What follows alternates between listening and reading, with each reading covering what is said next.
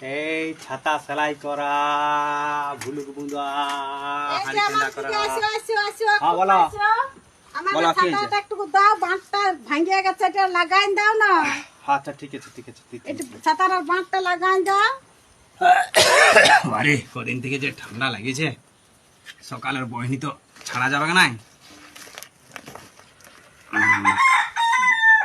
ঠিক আছে, আসো নিয়ে যাও, হয়ে গেছে। হ্যালো, এই যে হাড়িটা আমার কোটায় বাঁকিয়ে গেছে, একে সজ্জা করে আচ্ছা ঠিক দাও। আছে, এটা ইয়া করবে, 10 টাকা লাগবে। হ্যাঁ দিব, এখানে 10 টাকা, রাখো হ্যাঁ, যা। এখন। যা ঠিক আছে, যা। একটুও ধুয়ে নাই যে নরমিয়ারা কি হাড়ি না কোন থেকে আনি দিচ্ছে হাড়ি। আধা কাজটা হইলো। হয়ে যখন তোমার এই যে ছাতা ছাড়া ডপনাটা যখন আছে, এটা একটু সেলাই করে দাও না।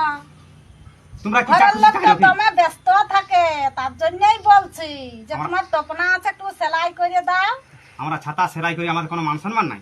আমরা কি ওই জেঙ্গার সেলাই দিতে এসেছি সেটা নাকি? আর বলি নাই, বলি সেলাই করে দিবে। না না না না, আমাদের বাপ কাকার ওই জেঙ্গা সেলাই করে নাই। আমাদের ছাতা ব্যবসায়ী আছে, ছাতা সেলাই করে।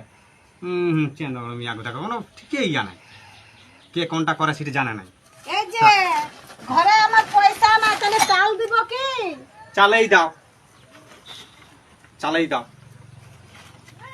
তো বলছি যে তুমি কাপে লিবে না বাটিয়ে লিবে? কাপেই দাও না গো, কাপেই দাও।